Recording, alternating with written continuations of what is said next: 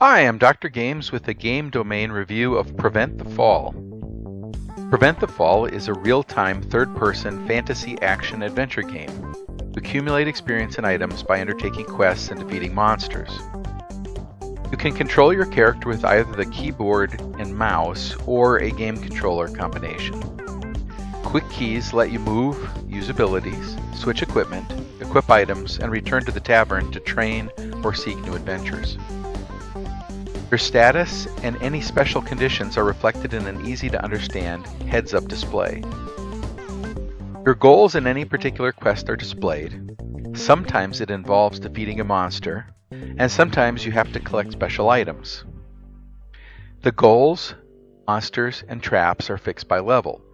There are no wandering or spawned monsters. When you return to a familiar area in later levels for more advanced quests, the monsters will be tougher, and you may have the options to go to new areas. In addition to the monsters, there are traps and environmental hazards that can harm your hero. On to the review. On the technical side, game downloaded in about an hour on my home Wi-Fi network. We're going to review Prevent the Fall in 7 areas: novelty of the idea, ease of understanding, quality of graphics, quality of sound, consistency of gameplay, engagement level from stage to stage, and the replay value.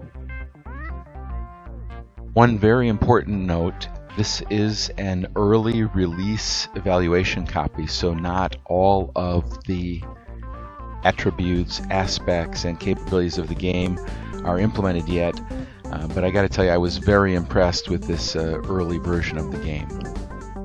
So let's talk about the novelty of the idea. The game is a fun, real-time fantasy adventure. You can play at 2 levels of difficulty, and there are several other options such as choosing automatic facing and targeting that can enhance your gameplay. Ease of understanding. There are no extra instructions that come with the game, but the controls are very intuitive and the tutorial was complete.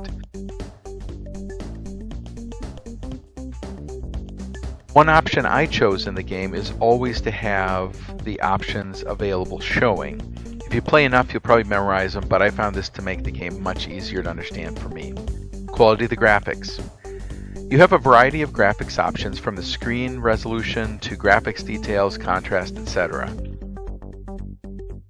You can see the graphics detail does change the fidelity of the picture as I go from the lowest level to the highest level, but my system was able to easily handle the highest graphics setting at 60 frames per second. Quality of the sound. I listened to the sound both using a nice set of gaming headphones and over my HDMI feed to my flat screen TV. The background music and sound effects were appropriate and vary by setting, but they're not influenced by events in the game.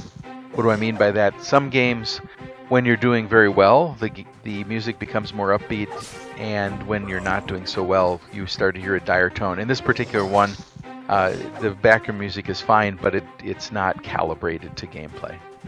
Consistency of the gameplay.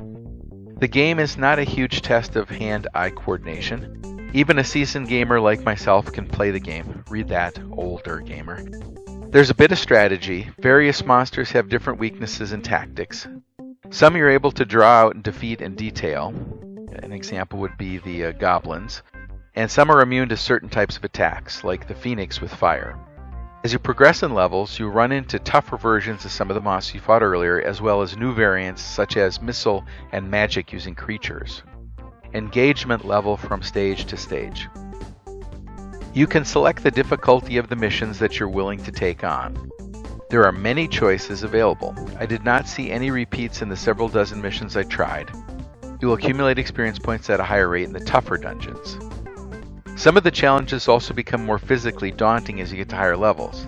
On the replay value, you can play and save up to 3 versions of the game path. The game gives you the option to copy a current game path into one of the other 2 store areas. You can also vary your ability increases, the equipment that you use, and your tactics. So I would say that the game replay value is moderate. The game's easy to learn and quick to play and will entertain the middle grade crowd for some time. There's a merchant in the tavern and a chest, but these appear to be expansion items. At the moment, you can choose to carry or drop items and equipment, but you can't store or sell them yet. Overall, this is a fun, real-time adventure game that does not require hours of prep. You can start and stop the game in moments. It's a solid 9 out of 10 for solo play, and could even go higher once the updates come through that allow for storing and selling equipment as well as multiplayer parties.